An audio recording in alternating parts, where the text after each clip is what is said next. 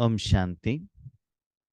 आज के वरदान, बाप दादा के वरदान अपने मीठे बच्चों के प्रति, तपस्वी मूर्त बच्चों के प्रति। डेट 21 जुलाई 2024। वरदान है, शुभ चिंतक स्थिति द्वारा सर्व का सहयोग प्राप्त करने वाले सर्व के स्नेही भव। शुभ चिंतक स्थिति द्वारा सर्व का सहयोग प्राप्त करने वाले सर्व के स्नेही भव। हम आत्माएं हैं, परम धाम से स्थूल वतन में आए हैं पाठ करने के लिए, जिंदगी जीने के लिए। हमारे पास तन मन धन जन साधन है, तो पाठ करने के लिए मुझे इस सभी लोगों का सहयोग चाहिए। साथ, सहयोग, सपोर्ट, पॉजिटिव सपोर्ट। सपोर्ट तो मिलेगा, लेकिन कोई कोई सपोर्ट देते हैं पांव खींचने के लिए, नीचे दबाने के लिए, निंदा करने के लिए, अपमान करने के लिए। वो योग नहीं। जिस सहयोग से मेरा स्थिति अच्छा हो, मेरा भी कल्याण हो, और जो कल हमको सहयोग देते हैं उनका भी अच्छा हो, उनका भी कल्याण हो, तो उसके लिए मुझे क्या करना है? क्या आप जानते हैं drama is based on Karma philosophy. आप जो जिस भाव से देते हो उसके आधार पर आपको रिटर्न मिलेगा। आपने ज्यादा पैसा दिया मार्केट में, अच्छा मटेरियल मिलेगा ना। कम पैसा दिया तो कम ही मिलेगा। और किसी के आगे मांगने के लिए जाएंगे, उनके पास अच्छा रहेगा तो ही देगा, ज्यादा रहेगा तो ही देगा, नहीं तो जो खराब होने वाला है वही मिलेगा। तो वैसे ही आप लौकिक में हो, अलौकिक में हो, आप अकेले तो कर्म नहीं कर सकते हो ना। दूसरे आत्माओं का हो या पंच तत्वों का हो सहयोग चाहिए। तो उसके लिए आपको कौन से कर्म, कार्य, साधना, पुरुषार्थ करना पड़ता है। कभी कभी हमारे मन में आता है कि हम तो कितना कुछ करते हैं लेकिन उनका सहयोग हमको नहीं मिलता है। कितना सुंदर बात है, जिस दिन मेरे मन में जो क्वेश्चन आता है ना, उसका ही बाबा आंसर देता है। आज के दिन में बहुत समय ऐसे हुआ था, तो उसके बारे में भी मेरे चिंतन भी चला, ऐसा क्यों। तो उसका आधार, आंसर बाबा ने आज दिया। समझ लीजिएगा, अब किसी का सहयोग लेना चाहते हैं, लौकिक में, अलौकिक में, ईश्वरी सेवा के लिए हो, पर्सनल के लिए हो, अपने ब्लड रिलेशन से, अलौकिक परिवार वालों से, समय पर नहीं मिलता है, आपके प्लान के अनुसार नहीं मिलता है, एक्सपेक्टेशन के अनुसार नहीं मिलता है, तो नेचुरली क्या होता है ना, गुस्सा आ जाता है, चिड़चिड़ापन आ जाता है, बहुत कुछ सोचने लगते हैं। हमने तो इतना सब कुछ किया लेकिन ये इतना भी नहीं कर रहे हैं। तो जब आप नेगेटिव सोचने लगते हैं तो क्या होता है, जिनके प्रति आपने नेगेटिव सोचा, अशुभ सोचा, उन आत्मा तक जाकर पहुंचेगा ना। लौकिक में भी, घर में भी किसी के आगे बहुत अच्छा डांटेगी आप मुख से, क्या वो आपको सहयोग देगा? क्या नहीं है ना।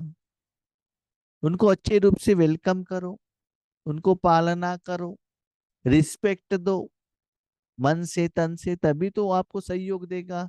हाँ, एक बार दे सकता है, नेक्स्ट टाइम आपने ठीक उनके साथ बिहेव नहीं किया तो आपको सपोर्ट नहीं करेगा। तो इसलिए बाबा ने कहा शुभ चिंतक। जिस आत्मा का प्रति, जिस आत्मा से, तन से, मन से, धन से, जन से सहयोग प्राप्त करना चाहते हो, उस आत्मा का कल्याण हो। शुभ सोचो।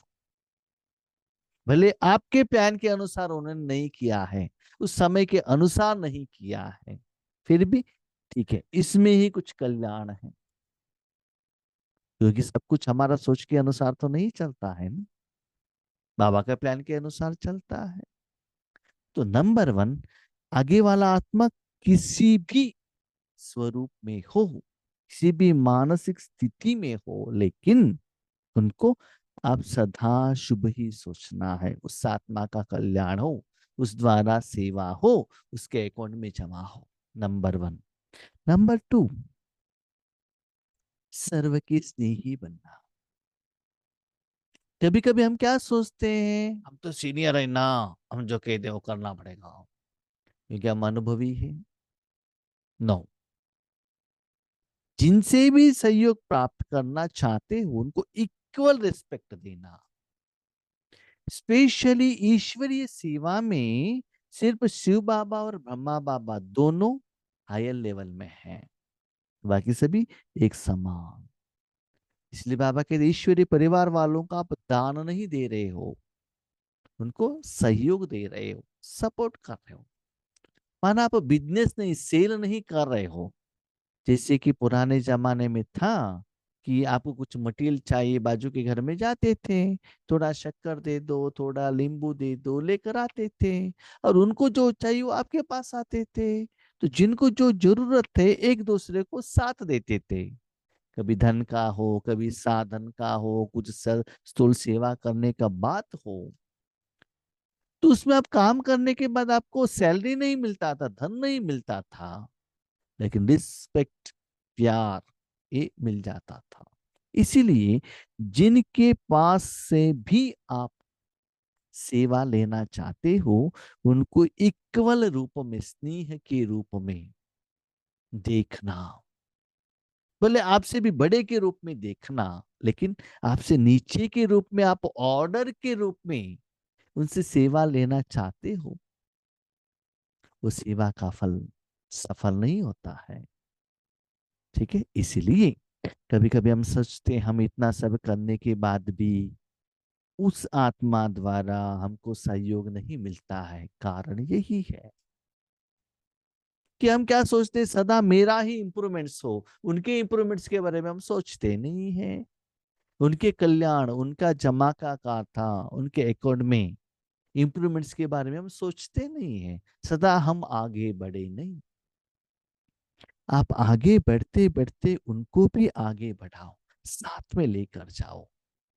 तो जितना स्नेह का भाव से, समान भाव से, वो सोच, रिस्पेक्ट मन में रखते हुए उस आत्मा से आप व्यवहार करते हो, वो जो आपने भाव, रिस्पेक्ट, वाइब्रेशंस दिया है ना, उसके आधार पर वो आत्माएं सहयोग देने के लिए आगे आएंगे, किसी भी रूप का हो, तन का हो, धन का हो, वाचा सेवा हो, जो भी हो।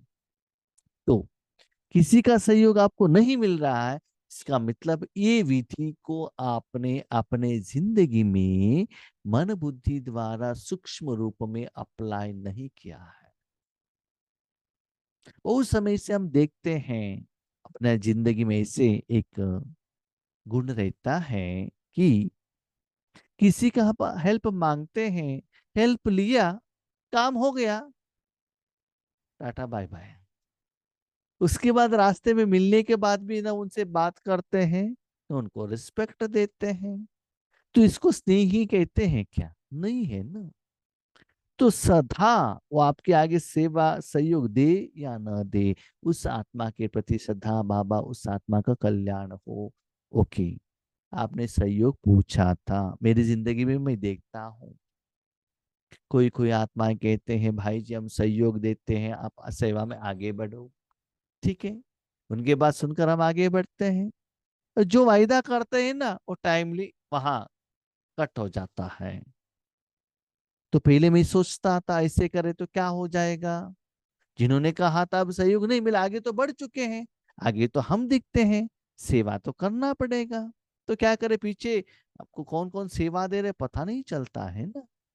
तो अभी मैंने ये प्रैक्टिस किया है, पहले कोई भी मनुष्य आत्मा ने कुछ भी वादा किया हुआ हो, भगवान को आगे रखकर ही मैं जाता हूँ। बाबा, किसी ने कुछ कहा है, क्या मैं करूं? आपका सहयोग है, आप साथ देते हो, तभी मैं आगे बढ़ता हूँ।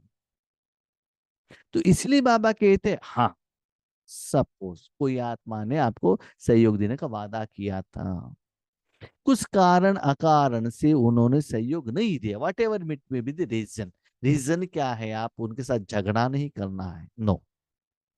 आपने कहा था, इस दिन कहा था, यहाँ कहा था, आपने किया नहीं, इसलिए हम आगे बढ़े, अभी आप पीछे हटेंगे तो नो। उस आत्मा का भी कल्याण हो। ठीक है, आप जो सेवा के लिए आगे बढ़े, वो बाबा के हाथ रखकर आगे बढ़ते जाना। किसी भी हालत में अपने साथी आत्माओं के प्रति अशुभ नहीं सोचना चाहिए। ठीक है, ये आपको एग्जाम सिखाता है, बाबा सिखाते हैं ऐसे करना है। तो हर सेकंड में उनके प्रति शुभ रखो। हाँ, कभी कभी ये भी होता है, आत्माएं कहते हैं, भाई जी, बाबा को कहो ना ये करके दे दे, उसके बदले में हम यज्ञ को ये देंगे, बाबा को ये देंगे। देखो, हम बाबा को कहते हैं, बाबा ने करके दे दिया, उसके बाद बाबा ने काम तो करके दे दिया, उसके बाद उन्होंने जो कहा था ना वो भूल जाते हैं। तो हम पूछ भी नहीं सकते हैं, आपने तो ये कहा था ना। तो इसीलिए अभी मैं क्या करता हूँ, बाबा देखो उन्होंने ऐसे कहा है, ये देते हैं करके उन्होंने बोला है, वो देंगे या नहीं देंगे मुझे मालूम नहीं है, लेकिन मैं किसी का रिस्क नहीं लेता हूँ। ठीक है, आप जानो वो आत्मा जाने, बस। हाँ, मेरा पार्ट क्या है, मेरा जिम्मेदारी क्या है, इस विशेष ईश्वरीय सेवा को जितना हो सके मैं डिसिप्लिन से, प्लान से मैं आपके साथ सदा रेडी हूँ। बाकी का मैं कुछ सीखा मैं गारंटी नहीं देता हूँ, सभी सभी के प्रति शुभ भावना तो रखता हूँ। तो यही बाबा ने कहा, मुझे कहा, और मैंने इस वरदान से सीखा, सदा अपना हर आत्मा के प्रति शुभ चिंतक, शुभ चिंतन रखना। इससे हाँ, मैंने ये भी देखा है, कितना सुंदर बात। हाँ, एक सेवा में आगे बढ़ते हैं, किसी ने कहा आगे बढ़े, जिस आत्मा ने कहा उन्होंने सपोर्ट नहीं किया, लेकिन तुरंत दूसरे आत्मा से मिल जाता है, काम रुकता नहीं। क्यों जानते हो? काम ना मेरा है ना उस आत्मा का है, परमात्मा का है। तो बाबा चेक करता है, उस समय में ऐसे क्वेश्चन आया, टेस्टिंग पेपर आया, विघ्न आया, परिस्थिति आया, तो मेरा मन क्या कहता है, उस आत्मा के प्रति ज्यादा सोचता है क्या? जो मैंने इस बच्चे को सिखाया था, इन्होंने उस समय धारणा की या कि नहीं की? आपको टेस्टिंग करता है बाबा, इसलिए सिखाता है। इसलिए मेरा पर्सनल रिक्वेस्ट है, जो भी मुरली का पॉइंट्स है ना, आपका डे टू डे लाइफ के साथ आप कनेक्ट करो, तब आपको याद रहेगा आज के दिन में क्या क्या हुआ, आपने बाबा के साथ क्या क्या डिस्कशन की, वो आपका मन में हलचल क्यों आया, उसका कारण और निवारण बाबा देते हैं। उसको अप्लाई करते जाने से आप अनुभवी बनते जाएंगे, तब वो पॉइंट आपको याद रहेगा। तो सभी का कितना सुंदर बात है, किसी एक आत्मा ने कहा था कि हम सहयोग देंगे, तो वो आत्मा पीछे हट गई, लेकिन बहुत सारे आत्माएं आपको सहयोग देने लगेंगे उसी सब्जेक्ट में, उसी कार्य में, स्पेशली ईश्वरीय कार्य में, तो सर्व का सहयोग मिल जाएगा। तो जिन्होंने दिया उसके प्रति भी शुभ सोचना, जिन्होंने पहले संकल्प किया था उसके प्रति भी शुभ सोचना, ताकि उन्होंने संकल्प किया है ना, भले सहयोग दिया कि नहीं दिया, तो वो उनका शुभ संकल्प के कारण वो ईश्वरीय सेवा हुई है ना, उसके लिए उनको सैल्यूट लगाओ ना, उसको थैंक यू कहो ना। तो किस सेवा में किस आत्मा द्वारा कितना लगाना है, बाबा जानता है। लेकिन हर आत्मा के प्रति शुभ सोचना वो आपका काम है। जो भी होता है बाबा को रिपोर्ट करना हमारा जिंदगी, हमारा जिम्मेदारी। इसलिए बाबा कहते ऐसे शुभ चिंतक रखना, सर्व को स्नेह के रूप में देखना। ऐसे करते जाएंगे बच्चे, देखो सभी वैरायटी का सहयोग आपको सभी आत्मा से मिलता जाएगा। किसी का मन का सपोर्ट, किसी का तन का सपोर्ट, किसी का धन का सपोर्ट, लेकिन एक तो बात गारंटी है, इस सभी कार्य के प्रति जरूर मेरा बाप दादा उसके पीछे रहेगा, ये गारंटी है। तो बाप दादा को आगे रखकर कर्म करना, हाँ ये भी है कि सारा कर्म हुआ, प्लानिंग हुआ, सब कुछ हुआ, सब रेडी है, लास्ट मोमेंट्स में प्रोग्राम कैंसल, ये क्या हो गया? चिंता मत करना, ड्रामा बिंदु लगाओ, लगाओ वो बिंदु। क्यों, क्या, कब, कैसे सोचने का जरूरत नहीं है। इतना सब प्लानिंग किया था, योग किया था, सब कुछ हुआ था, ऐसे क्यों हुआ? नो। तो हर बार बाबा हमको टेस्टिंग पेपर देता है, तो उसमें हम कितना तक पास होते हैं। शुभ चिंतक आत्माओं के प्रति हर एक के दिल में स्नेह उत्पन्न होता है। देखो, कोई आपको सपोर्ट देना है तो पहले उनको शुभ तो सोचो ना। आपने कहा अगर फोर्सफुली वो सेवा नहीं करना चाहिए, योगेश भाई ने कहा तो देना पड़ेगा ना, ऐसा नहीं होना चाहिए। वो जो भी देते हैं ना, कितना भी पर्सनल दिल से देना चाहिए। तो उसके पहले उस आत्मा के कल्याण के प्रति निराकार रूप में आप पहले संकल्प करो, बाबा जिस आत्मा से भी आप सेवा ले रहे हो ईश्वरीय कार्य के लिए, उस सेवा का फल द्वारा उस आत्मा का कल्याण हो। हाँ, कभी भी ये नहीं पूछना चाहिए ये सहयोग द्वारा उनका एक काम करके दे दो, नहीं, उस आत्मा को सहयोग दो, उसका कल्याण हो। किस द्वारा कल्याण होता है, ये बाप जाने, वो आत्मा जाने, बस। और वह स्नेह ही सहयोगी बना देता है। अब स्नेह देते जाना, सपोर्ट करते जाना, उनको पुरुषार्थ में सेवा में आगे बढ़ाते जाना, पहले अपने मन से सपोर्ट देते जाना उनके आगे बढ़ने के लिए। कभी कभी हम सुनते हैं कोई कोई गायन करते हैं, उसके बाद तुरंत पीछे हट जाते हैं, पीछे निंदा भी करते हैं, वो इंफॉर्मेशन भी हमको मिल जाता है ऐसे ऐसे हुआ, फिर भी उस आत्मा का कल्याण हो। ऐसे करते जाने से थोड़ा समय में उस आत्मा का जो सोच है आपके प्रति परिवर्तन होगा, और उनको पता चलेगा मैंने गलती किया था इस आत्मा के प्रति, किसी का बात सुनकर। सच्चाई का एहसास उस आत्मा को पता चलता है। वो पता चले या ना पता चले, आप अपना ड्यूटी तो करो ना, जैसे बाबा ने कहा है करते चलो। जहां स्नेह होता है, स्नेह माना इक्वालिटी, ऐसा नहीं कि मैं सीनियर, मैं जो कहता हूं ऐसे करना पड़ेगा, नहीं। जहां स्नेह होता है वहां समय, संपत्ति, सहयोग सदा न्योछावर करने के लिए तैयार हो जाता है। समय भी मिलता है, निमित्त आत्मा द्वारा बाबा संपत्ति भी दिलाता है, माना धन भी देता है, और स्थूल सहयोग चाहिए वो भी बाबा दिलाता है उस आत्माओं को प्रेरणा देते हुए। न्योछावर माना बाबा कहते हैं वो समर्पित हो जाते हैं। ऐसा नहीं कि सेवा की कुछ फल ले लिया, सैलरी ले लिया, ऐसा नहीं, दिल से सेवा भाव से समर्पित हो जाते हैं। तो शुभ चिंतक स्नेही बनाएगा। तो ऐसे शुभ चिंतक करने से आपके प्रति उनको फ्रेंडशिप का एक वायुमंडल रेडी होता है, आपके प्रति वो भाव उनको क्रिएशन होता है। और स्नेह सब प्रकार के सहयोग में न्योछावर बनाएगा।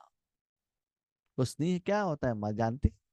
देखिए भाई जी, ये सारा ले लीजिएगा, अब जहां चाहे आप यूज कर सकते हो, साधन हो, व्यक्ति हो, सब देने के लिए रेडी हो जाते हैं, तो ऐसे मिल जाता है। लेकिन स्थूल में आपको लेना है तो सूक्ष्म में ये देना पड़ेगा। तो बाबा शक्तियां देते हैं, इसलिए यज्ञ में लोग धन का सेवा, तन का सेवा देते हैं ना। ढोली का बात अलग है, गिफ्ट का बात अलग है, लेकिन बाबा प्यार देता है ना, सप्त गुण देता है ना। इसलिए लोग आकर यज्ञ में, मधुबन में, अलग अलग सेवा केंद्र पर अपना सेवा देते हैं। इसलिए सदा शुभ चिंतन से संपन्न रहो और शुभ चिंतक बन सर्व को स्नेही सहयोगी बनाओ। तो शुभ क्या है? इसके बारे में भी बहुत समय में हमने डिस्कशन किया है। जिस समय बाबा का 2 महीने निरंतर शुभ के बारे में मुरली चली थी, जिनको भी भगवान की शक्ति पहुंचाते हो वही शुभ है। अब जानते हैं ना, भगवान का शक्ति जहां भी पहुंचता है तब परिवर्तन होता है, पॉजिटिव के तरफ परिवर्तन होता है। जब तक इस दुनिया में भगवान न आए, भगवान तो अपरियुग से ही आए, लेकिन हम मनुष्यात्मा द्वारा, ब्राह्मण आत्मा द्वारा वो एनर्जी बाहर नहीं आया, तब तक न आत्मा में परिवर्तन हुआ, ना पंच तत्वों में परिवर्तन हुआ। तो शुभ माना उस सारे आत्माओं को, पंच तत्वों को भगवान की शक्ति जाकर पहुंचना चाहिए, उस द्वारा उनका कल्याण होना चाहिए। भले शक्ति दो, भले ज्ञान दो, जो भी दो, भगवान के साथ वो कल्याण कनेक्ट होना चाहिए। तो शुभ चिंतन, जो वो बच्चे सेवा कर रहे बाबा, उस आत्मा का कल्याण हो। शुभ चिंतक बन, सर्व को स्नेही सहयोगी बनो। शुभ चिंतक करो, उनके प्रति शुभ चिंतन रखो, और हर एक आत्मा को अपने समान रूप में देखना। ओके, आपसे भी बड़े हैं, तन से बड़े हैं, धन से बड़े हैं, ज्ञान में सीनियर है, ओ भले आप छोटे हो जाओ उनको बड़ा बनाओ।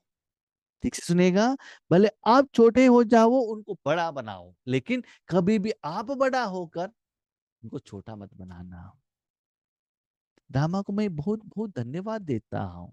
क्यों जानते हो, एक तो इस जन्म में बाबा ने मुझे गरीब घराने में जन्म दिया, तो गरीबी क्या होता है बाबा ने सिखाया। नंबर 2, जहां मुझे जन्म दिया, मैं उस घर में मैं छोटा हूँ, तो आज भी मुझे उसी छोटे रूप में ही देखते हैं सभी लोग, और मैं जहां भी जाता हूँ मुझे लगता है मैं छोटा ही हूँ। जहां भी जाता हूँ मुझे ऐसा ही लगता है, क्योंकि वही वाइब्रेशंस।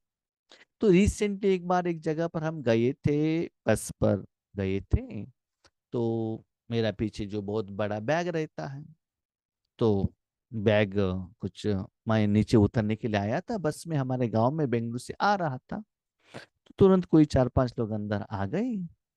तो वो स्लीपर कोच बस था, जगह कम थी, कोई माता पास हो गई मेरे द्वारा, और उन्होंने कहा सॉरी अंकल। मैंने सोच लिया अंकल, अंकल का लैंग्वेज कहाँ से आ गया। जब कोई शादी होता है, बच्चे बनते हैं, तब अंकल अंकल तो ठीक है। मैं तो मन में मैं भी छोटा, मैंने सोचा अंकल क्यों कहा। मुझे बाद में समझ में आ गया, मेरा शरीर देखा होगा, सफेद बाल देखा होगा, इसलिए तो अंकल कहा उन्होंने, वो तो ठीक है ना। इसलिए सदा मैं अपने को छोटा ही समझ लेता हूँ। इसलिए एक तो छोटा बनो, दूसरा इक्वल बनो, कभी भी बड़े मत बनना और अधिकार को नहीं चलाना। स्लोगन, इस समय दाता बनो तो आपके राज्य में जन्म जन्मांतर हर आत्मा भरपूर रहेगी। बच्चे, भगवान की शक्ति देते रहना, देते रहना, देते रहना, देने के लिए निमित्त बनना। तो इससे क्या होता है ना, भविष्य में आपके राज्य में, वर्तमान के राज्य में आत्मा इतना भरपूर रहेगी। जैसे देखो, आपके बैंक में आपने बहुत अच्छा बैलेंस मेंटेन करके रखा है, जब भी चाहिए आप उस धन को विड्रॉवल कर सकते हो ना। ऐसे ही अभी आप जितना देते जाते हो, भविष्य के आपके राज्य में, माना उस समय जो तन मिलता है, आपके साथी लोग मिलते हैं, वो इतना भरपूर रहेंगे। तो हर जन्म में, 21 जन्म में भरपूर होना है, तो पेमेंट आज ही करना पड़ेगा, इस जन्म में ही करना पड़ेगा, संगम युग में ही करना पड़ेगा, और भगवान की शक्ति द्वारा ही करना पड़ेगा। भाई बहनों, जो भी धन का पेमेंट करते हो ना, वो एक जन्म के लिए हो सकता है, नहीं तो नेक्स्ट एक जन्म के लिए कैरी फॉरवर्ड हो सकता है। लेकिन रूहानी जो पेमेंट होता है, वो 21 जन्म तक आपके साथ में रहेगा। तो उस समय आपको पेमेंट करने का जरूरत नहीं है। जिससे आप जानते जानते हो, ट्रेन में जाना है, जो 4 महीने पहले आपने रिजर्वेशन में पेमेंट कर दिया ट्रेन वालों को, तो 4 महीने के बाद आपको ये अधिकार रहता है, वो सीट आपका बन जाता है, जहां से जहां तक आपने रिजर्वेशन किया है। इन एडवांस में आपने पेमेंट कर दिया, 4 महीने के बाद उस जर्नी का सुख को आप पा सकते हो। जब वर्तमान समय में ये हो सकता है, तो स्पिरिचुअल पेमेंट द्वारा भविष्य में भी ये हो जाएगा। इसका ऑपोजिट याद रखना। आज आपने किसी से लोन लिया, तो भविष्य में भी आपको किसी ना किसी जन्म में लोन का पेमेंट करना पड़ेगा। आज अच्छा दान दिया, वही रिटर्न मिलेगा। आज किसी को आपने दुख दिया, तो वो दुख भी आपको लेना पड़ेगा। तो क्या देना है, क्या लेना है, कब लेना है, वो अभी सोचो, क्योंकि अभी ही हमको दाता बनना है, जब आपके पास धन रहता है। ओके। ओम शांति।